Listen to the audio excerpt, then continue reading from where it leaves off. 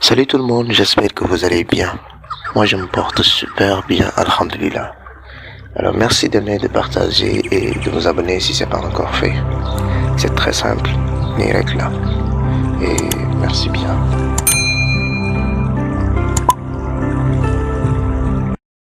Aujourd'hui je vais essayer de corriger le devoir numéro 2 de mathématiques du second semestre du lycée moderne de Rufisque, première S2, 2023-2024. On va essayer ensemble de voir qu'est-ce que ça donne. C'est un devoir sur la trigonométrie et études de fonctions de manière générale.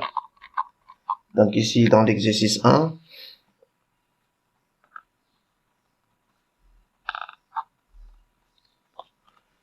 on donne ici A, B, X et alpha des réels. Complétez les égalités suivantes.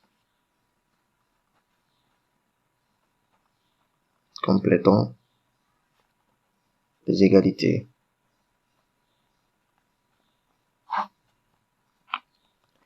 Donc là, vous avez cosinus de A moins B. Ça, c'est cos de A, cos de B, plus sinus de A, sinus de B. Ensuite, on a sinus de 2A. Sinus de 2A, c'est 2 sinus de A, cos de A. Ensuite, vous avez sinus de pi plus x. Sinus de pi plus x, c'est moins sinus de x. Ensuite, vous avez cos de pi sur 2 plus alpha. Cos de pi sur 2 plus alpha, c'est sinus de alpha. Ensuite, on a sinus de A plus B. Sinus de A plus B, c'est sinus de A cos de B, plus cos de A, sinus de B. Et enfin, vous avez cosinus de pi moins x, qui est égal à moins cos de x. C'est la mesure principale. La mesure principale de l'angle orienté θ.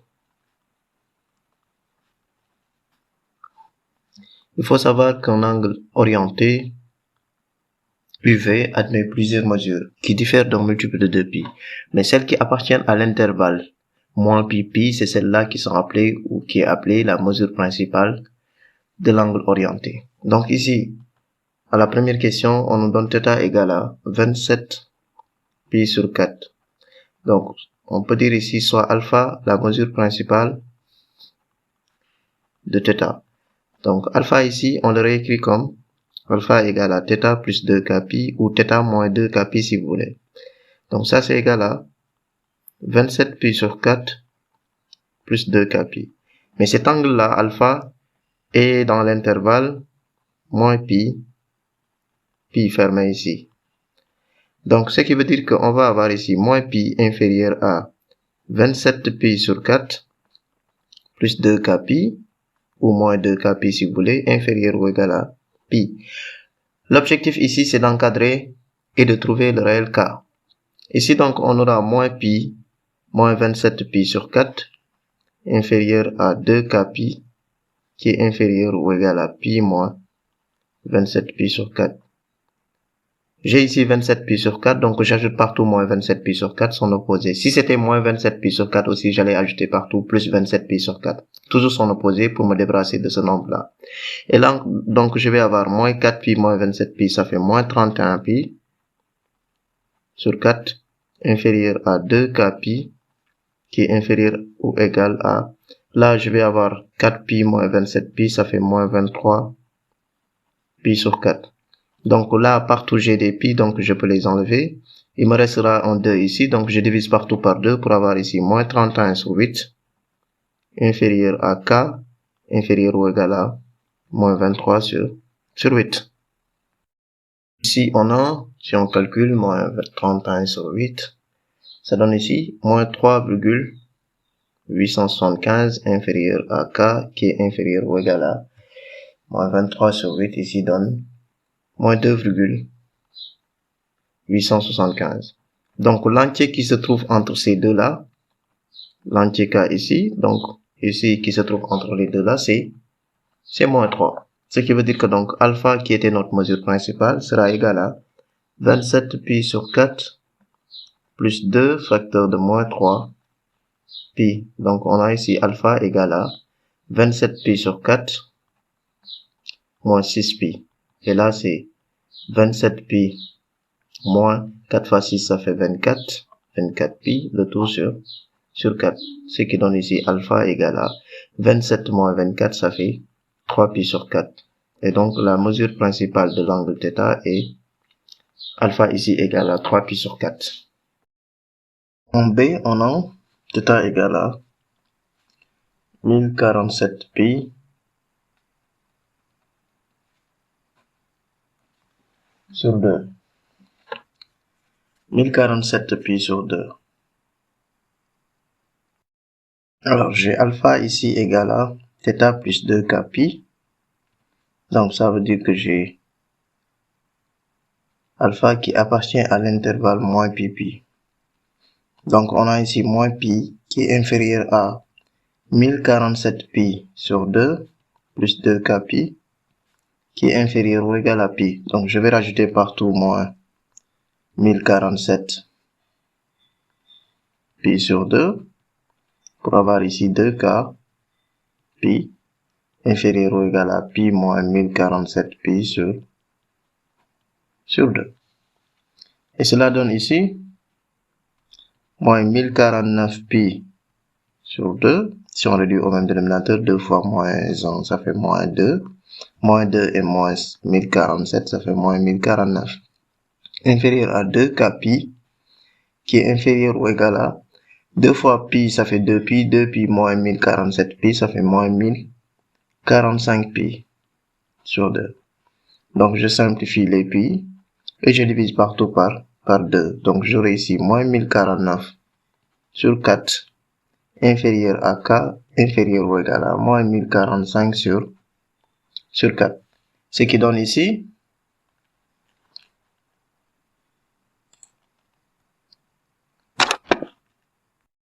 262,25 inférieur à k inférieur ou égal à moins 261,25. Donc k égale moins 262.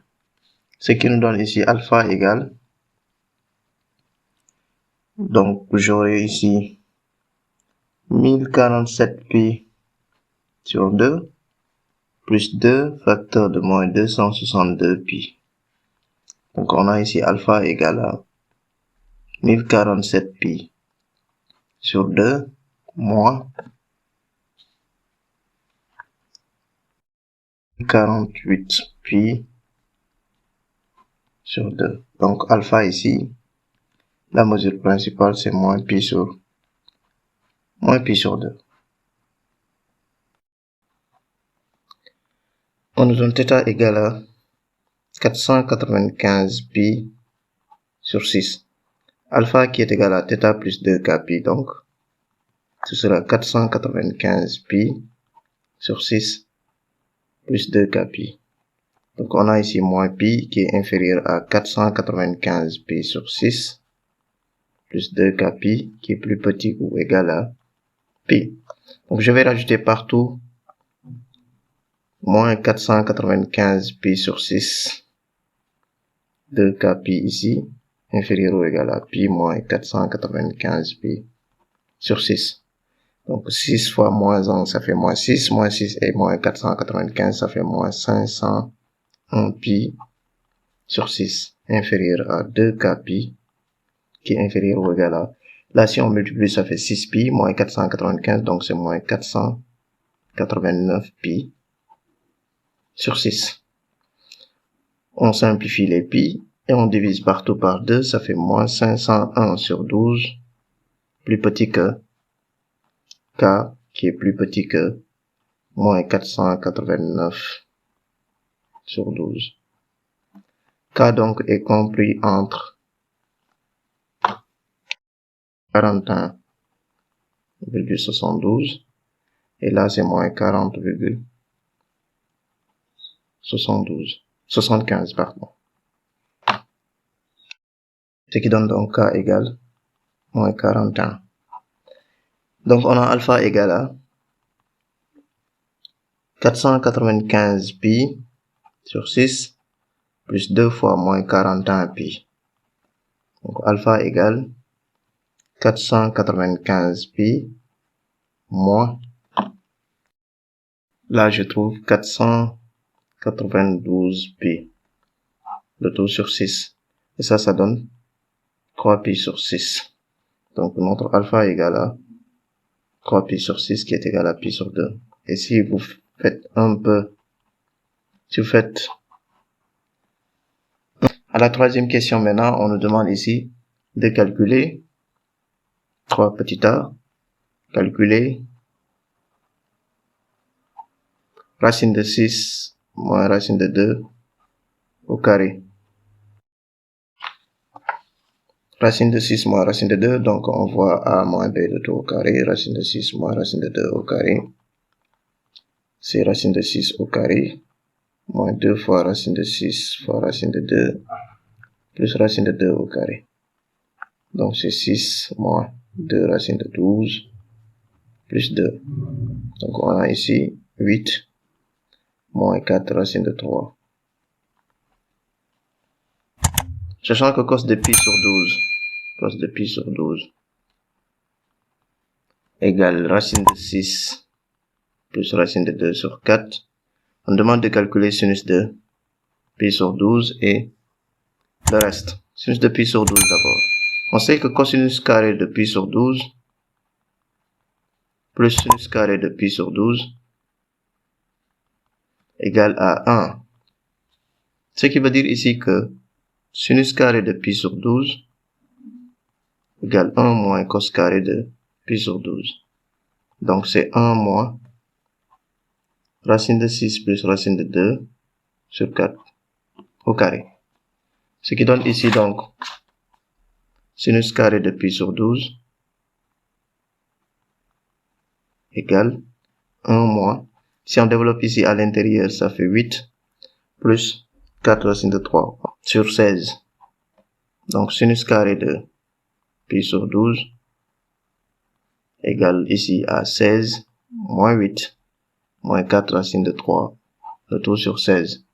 Donc on aura ici 8 moins 4 racine de 3 sur 16. Et 8 moins 4 racine de 3, on l'avait déjà calculé. Donc sinus carré de pi sur 12, c'est racine de 6 moins racine de 2 au carré sur 16. Et si vous voulez, c'est racine de 6 moins racine de 2 sur 4, le tout au carré. On sait que le sinus de pi sur 12 est positif parce que pi sur 12 est dans l'intervalle 0 pi sur 2. Et dans l'intervalle 0 pi sur 2, le sinus est positif de même que le cosinus. Ce qui veut dire ici que sinus de pi sur 12 égale racine de 6 moins racine de 2 sur 4. 11 pi sur 12 cos de 11 pi sur 12. C'est cosinus de pi moins pi sur 12. On l'a fait même en remarque ici, 11 pi sur 12 égale pi moins pi sur 12. Donc, ce qui nous donne ici, moins cosinus de pi sur 12. Parce que cos de pi moins x est égal à moins cosinus de x. Donc, ce qui veut dire que cos de 11 pi sur 12 sera égal à moins, le cosinus c'était racine de 6 plus racine de 2 sur 4. Donc, c'est tout. Cos de 11 pi sur 12, c'est moins racine carrée de 6 plus racine de 2 sur 4. Sinon, si vous voulez, c'est moins racine de 6 moins racine de 2, le tout sur 4. Ensuite, sinus de 11 pi sur 12. C'est sinus de pi moins pi sur 12. Et sinus de pi moins x est égal à sinus de x. Donc, c'est sinus de pi sur 12. On avait déjà calculé ça. C'était racine de 6 moins racine de 2 sur 4. Donc, sinus de 11 pi sur 12 aussi égale à racine de 6 moins racine de 2 sur 4. Petit 4. On vous demande ici de démontrer les égalités. Démonstration ici.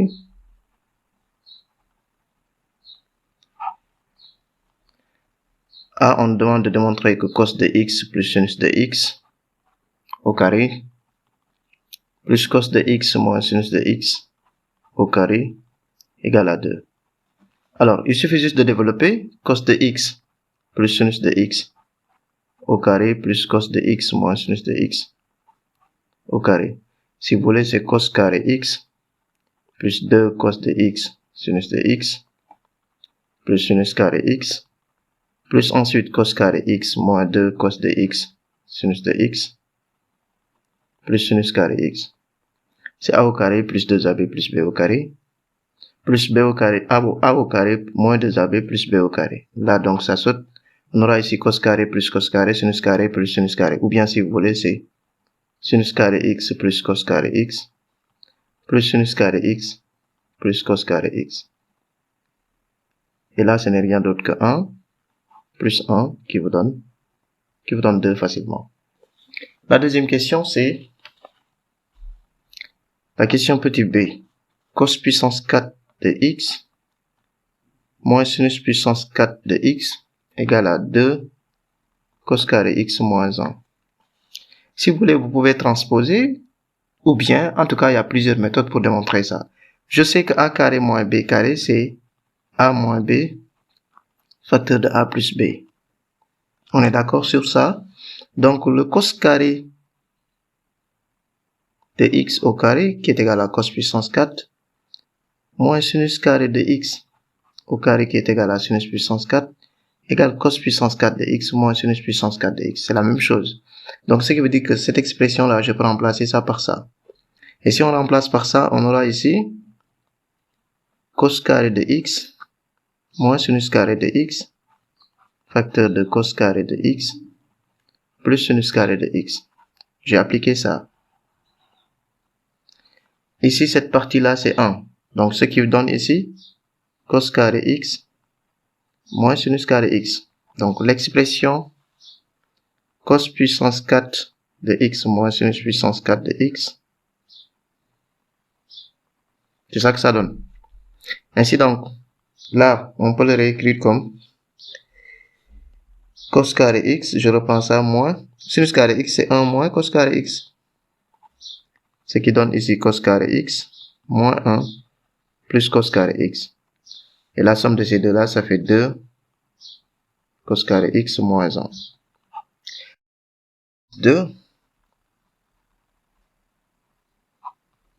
On dit ici soit la fonction f définie par f de x égale x carré moins 1 si x inférieur à 1, f de x égale x moins 1 sur x plus 1 si x supérieur ou égal à 1. Petit 1, déterminer l'ensemble de définitions de f. Petit 2, démontrer que f est continu en 1. Petit 3, étudier la continuité de f sur son ensemble de définitions. Étudier la dérivabilité de f en 1 puis interpréter les résultats obtenus.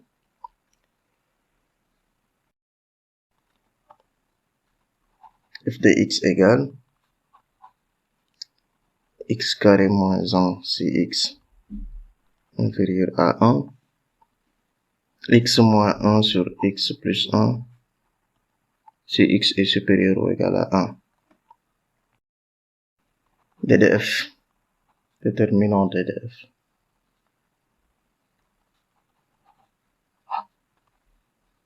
F de x existe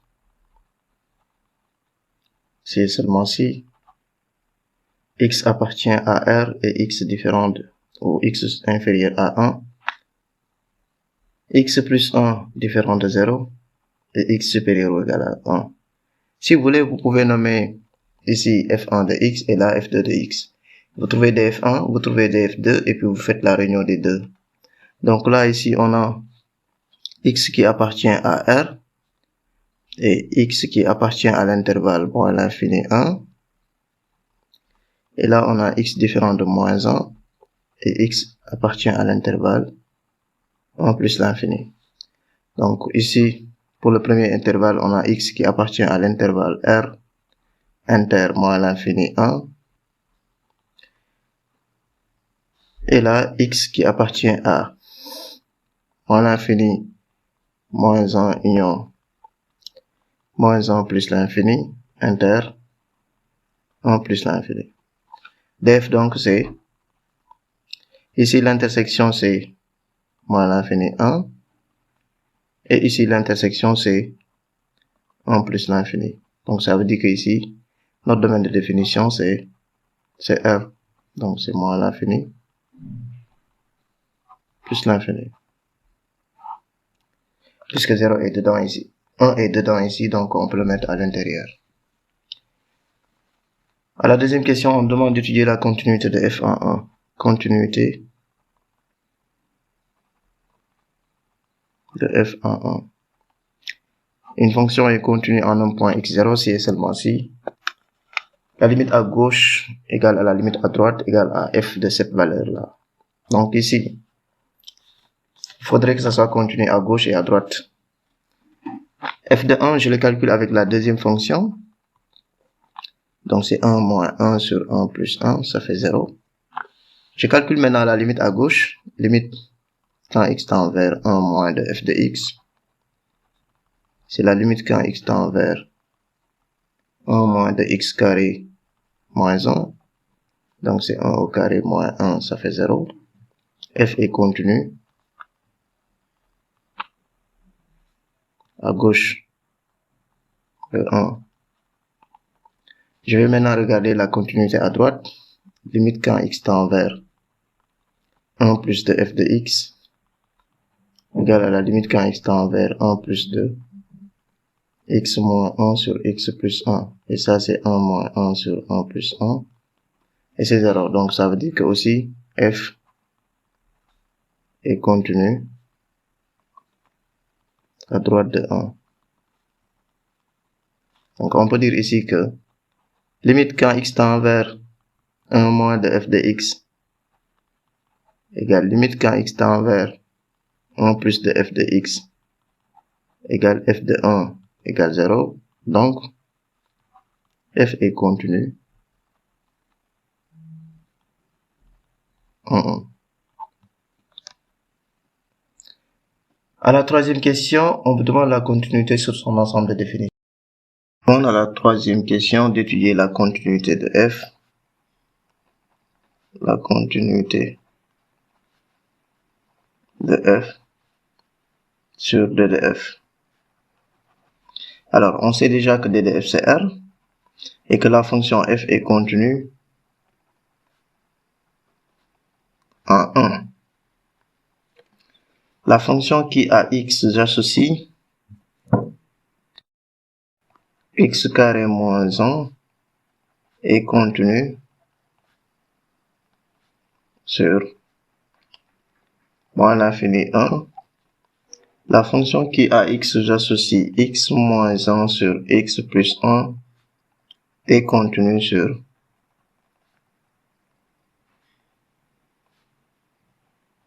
un plus l'infini. Donc, d'après toutes ces informations-là,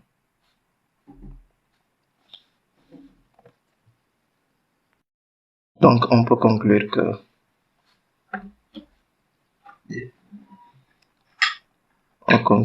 f est continu sur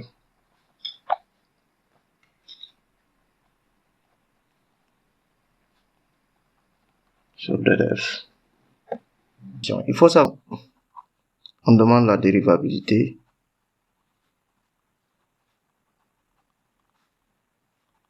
en 1. Alors, on avait déjà f de 1. F de 1, on l'avait déjà calculé, c'est 0. Je calcule la limite quand x tend vers 1 moins de f de x moins f de 1 sur x moins 1. Donc ça, c'est la limite quand x tend vers 1 moins de f de x en 1 moins c'est x carré moins 1. Moins f de 1 c'est 0, donc c'est pas la peine de mettre ça, sur x moins 1. Donc ça, c'est la limite quand x tend vers 1 de x moins 1 facteur de x plus 1 sur x moins 1. Quand vous déterminez la limite pour chercher la dérivabilité, dites-vous toujours que c'est une forme indéterminée. Vous allez toujours avoir 0 sur 0. Ce qui le fait, c'est que, par définition de la dérivabilité, c'est f de x moins f de x0 sur x moins x0. Et quand vous remplacez le x par x0, vous allez avoir toujours f de x0 au numérateur moins f de x0 qui est égal à 0. au dénominateur, vous allez avoir x0 moins x0 qui sera égal à 0. Donc, vous avez toujours une forme indéterminée. Donc, vous pouvez directement lever l'indétermination. Et ça, c'est la limite quand x tend vers 1 moins 2, x plus 1 qui est égal à 2. Donc ici, on a f' gauche de 1 égale 2. Ça veut dire que f est dérivable à gauche de 1. On va maintenant regarder la dérivabilité à droite.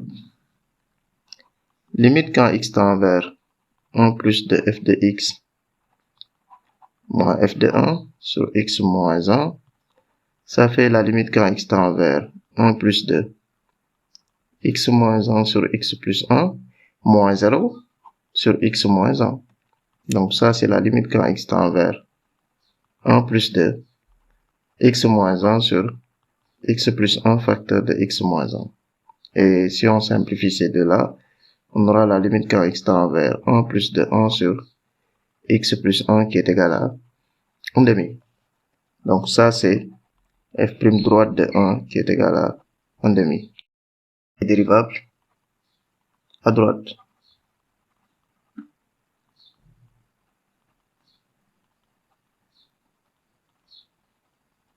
Par contre, f n'est pas dérivable.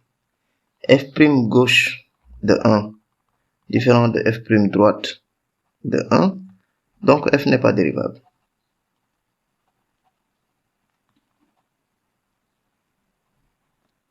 En 1. On nous demande maintenant d'interpréter. F n'est pas dérivable. Et ici, les limites donnent des réels. Donc on peut dire que CF admet deux demi-tangentes obliques. Interprétation.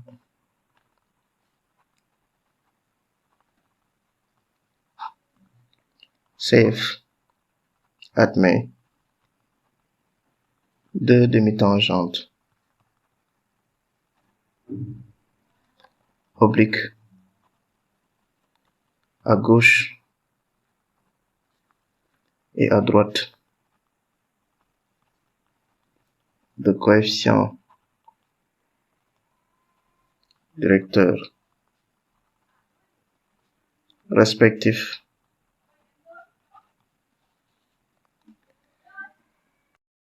demi, 2 et 1 demi. Bien, exercice 3.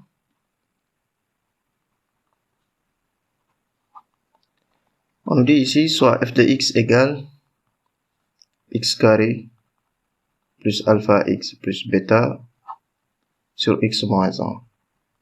Alpha et bêta des réels.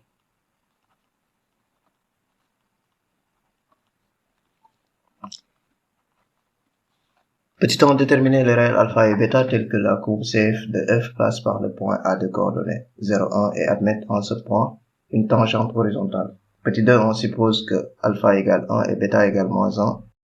À déterminer les limites aux bornes de DDF, préciser les asymptotes éventuelles.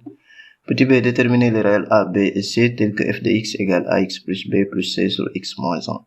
Petit c, en déduire que la droite D d'équation y égale x plus 2 est une asymptote oblique à CF. Petit 3, calculer la dérivée f' de f de x, puis dresser le tableau de variation de f. Là, on demande maintenant de déterminer alpha et bêta. Alors, on nous a dit ici que CF passe par le point de coordonnées 0, 1. Ça veut dire que f de 0 égale à 1. On nous dit aussi que ça admet en ce point une tangente horizontale. On a une tangente horizontale si le nombre dérivé au point x0 est égal à 0. Ça veut dire que, donc, on a ici f' de 0 égale à 0.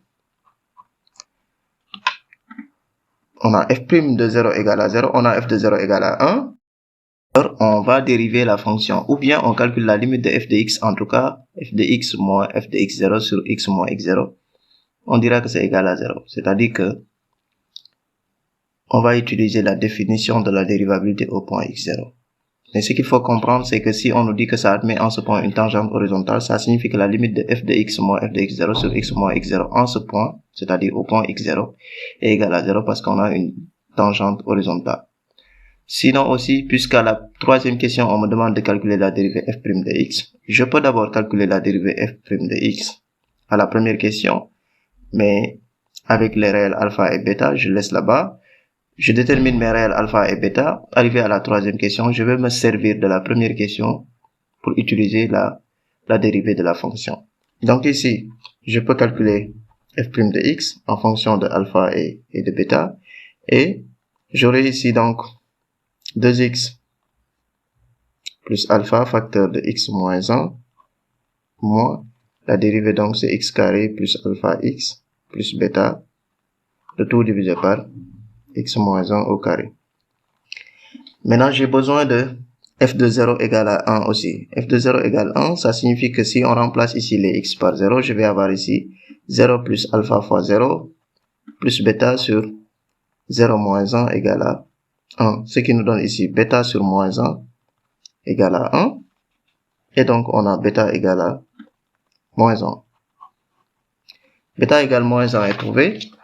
Donc, je vais dans la dérivée f' de x. Je remplace bêta par moins 1. Je vais avoir ici 2x plus alpha. Je laisse ça comme ça. X moins 1 moins x carré moins alpha x plus 1. Le tout sur x moins 1 au carré. C'est ça la dérivée. Donc, je remplace f' de 0. Je vais avoir ici 0, il va me rester alpha ici, avec 0 là et moins 1, j'aurai ici moins alpha. Ici c'est 0, là c'est 0, donc plus 1 sur x moins 1 au carré. Et ça c'est égal à 0 comme je l'ai dit. Ce qui veut dire que moins alpha plus 1 égale à 0, ça donne ici alpha égale à 1. On a donc alpha égale 1 et bêta égale à moins 1.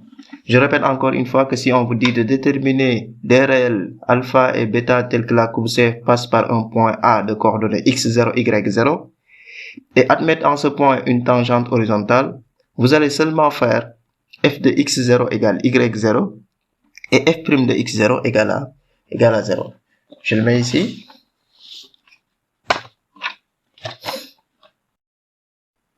Si on nous dit déterminer deux réels alpha et bêta, ou même gamma, ça dépend, tel que CF passe par un point A de coordonnées x0, y0, et admettre en A une tangente horizontale,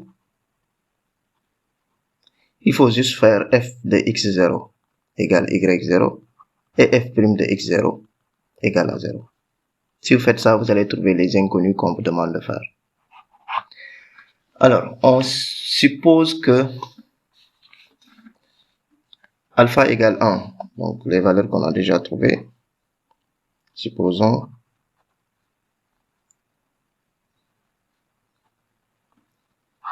que alpha égale 1 et bêta égale moins 1. Maintenant les limites. Si on suppose que alpha égale 1 et bêta égale moins 1, on a f de x égale x carré plus x moins 1 sur x moins 1. Donc la limite, les limites au bord. Ce qui veut dire qu'il faut d'abord déterminer le domaine de définition. F de x existe si et seulement si x moins 1 différent de 0. Ça veut dire que x est différent de 1. Donc d de f c'est r privé de 1. Si vous voulez, c'est moins l'infini 1 union 1 plus l'infini. Donc on va calculer la limite en moins l'infini, la limite en plus l'infini, la limite en 1 moins et la limite en 1 plus.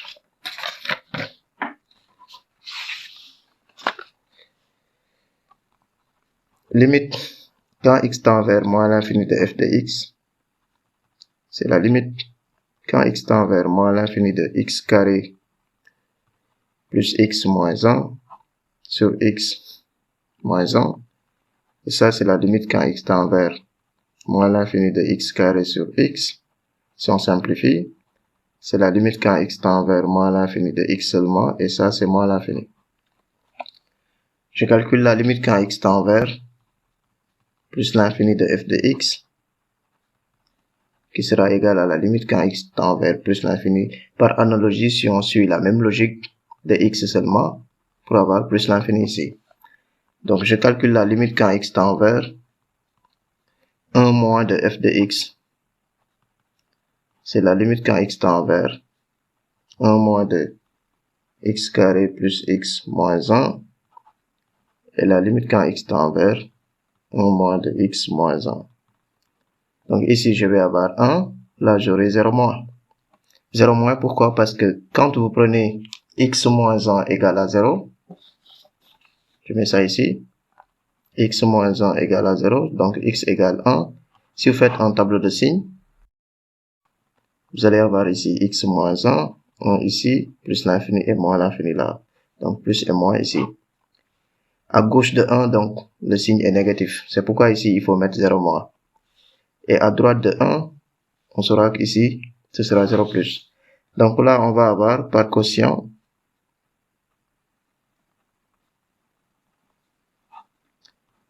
limite quand x tend vers 1 moins de f de x. 1 sur 0 moins, ça fait moins l'infini. Et la limite quand x tend vers 1 plus de f de x aussi. Je vais faire la limite du numérateur. X carré plus x moins 1 qui est égal à 1. Et la limite du dénominateur. X moins 1 qui est égal à 0 plus. Donc par quotient aussi.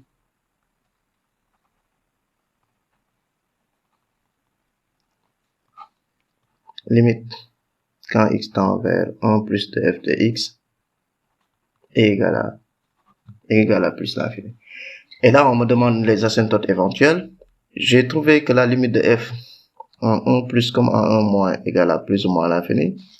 Alors, je peux dire ici que x égale 1 est une asymptote verticale. Verticale à CF en plus ou moins l'infini. Ou en plus l'infini et en moins l'infini. Vous mettez la limite à gauche, la limite à droite, et pour chaque cas, vous donnez l'équation asymptotique. Un petit b, on demande de trouver les réels a, b et c, tel que f de x soit égal à ax plus b plus c sur x moins 1. Trouvons a, b et c.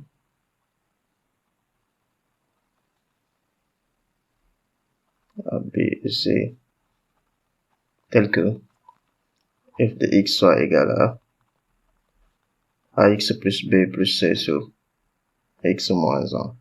Si on veut, on peut passer par la division euclidienne. Sinon, on passe par identification. Donc, on réduit au même dénominateur, on passe par identification à f de x. Sinon, on passe par la division euclidienne. On a x carré plus x moins 1. Je divise par x moins 1. Donc, ici, c'est x. X fois x, ça fait x carré. Donc, j'ai moins x carré ici. Là, x fois moins 1, ça fait moins x. Donc, je mets plus x. Là, j'ai 2x moins 1. Donc, je rajoute ici 2. 2x ici, ça fait moins 2x. Moins 2 là-bas, ça fait plus 2. Il va me rester 1 ici. Donc, f de x égale x plus 2 plus 1 sur x moins 1. Et cela même nous rassure parce qu'on a dit à la question petit c que y égale x plus 2 est une asymptote oblique. Et ce x plus 2 là, ça apparaît ici. Donc, si vous avez une fonction qui s'écrit sous la forme ax plus b plus c sur un polynôme de degré 1, de degré 2, de degré n, cette partie-là, c'est l'asymptote oblique. Sinon, on peut dire de manière simple que si la limite de c sur q de x est égale à 0, alors y égale ax plus b ici est l'asymptote oblique. Donc, à la question C, on demande de montrer que la droite des l'équation y égale x plus 2 est une asymptote oblique à CF. Donc, puisque la droite est donnée, c'est pas la peine de passer par f de x sur x, ensuite f de x moins ax. Vous calculez juste la limite quand x tend vers plus ou moins l'infini ici, de f de x moins y. Si vous trouvez 0, ça veut dire que c'est une asymptote oblique. Limite quand x tend vers plus ou moins l'infini de x plus 2 plus 1 sur x moins 1 moins x plus 2. Si vous voulez, vous pouvez simplifier ces deux-là. Et c'est la limite quand x tend vers plus ou moins l'infini de 1 sur x moins 1. Et cette limite-là, c'est 0. Donc, la droite D l'équation y égale x plus 2 est une asymptote oblique à CF en plus et en moins à l'infini. Petit 3, on nous demande de calculer la dérivée f' de x. Et puis de dresser le tableau de variation. F' de x. F de x égale x carré plus x moins 1 sur x moins 1 est dérivable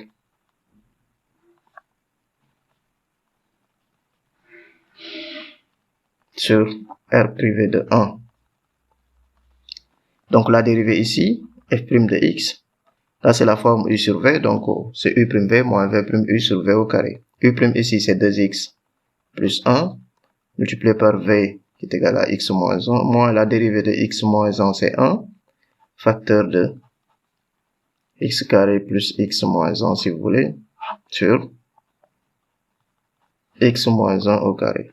Donc f' de x, si on développe ici, ça fait 2x carré, moins 2x, plus x, moins 1, pardon, et là c'est moins x carré, moins x plus 1, le tout sur x moins 1 au carré, qu'on avait déjà fait même à la première question, donc je pouvais directement l'utiliser. Par contre, j'ai jugé nécessaire de reprendre ça. Donc là, on aura moins 2x sur x moins 1 au carré. Voilà la dérivée de f. Alors, pour dresser le tableau de variation, il nous faut le signe. Donc ici, on va voir le signe de f'. Quel que soit x appartenant à d de f, c'est-à-dire R privé de 1, x moins 1 au carré est positif. Donc, le signe de f' dépend du signe de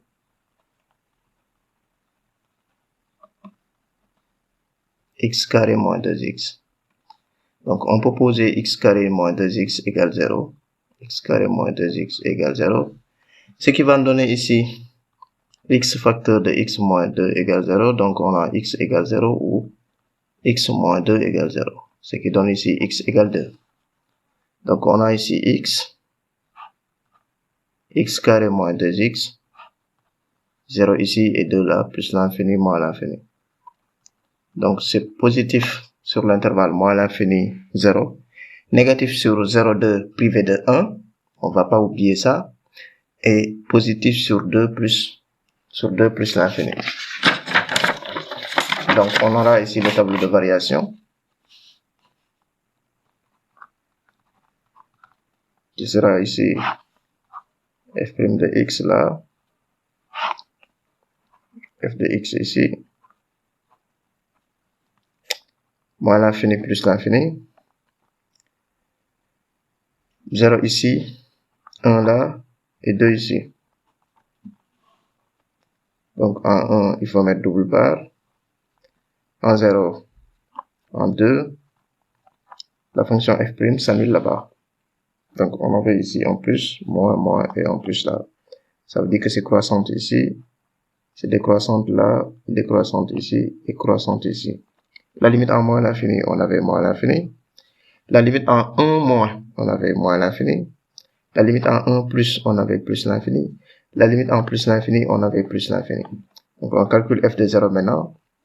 Ce sont les extrémums. F de 0 ici, c'est 0 au carré, plus 0, moins 1 sur 0 moins 1, ça fait 1 ici.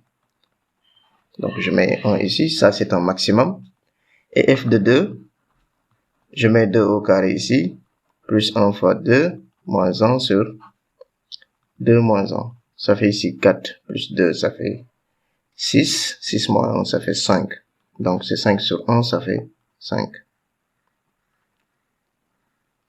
Et là, on a un minimum. Voilà le tableau de variation de f. Voilà en tout le devoir qu'on avait à faire. Merci et à la prochaine pour une autre vidéo.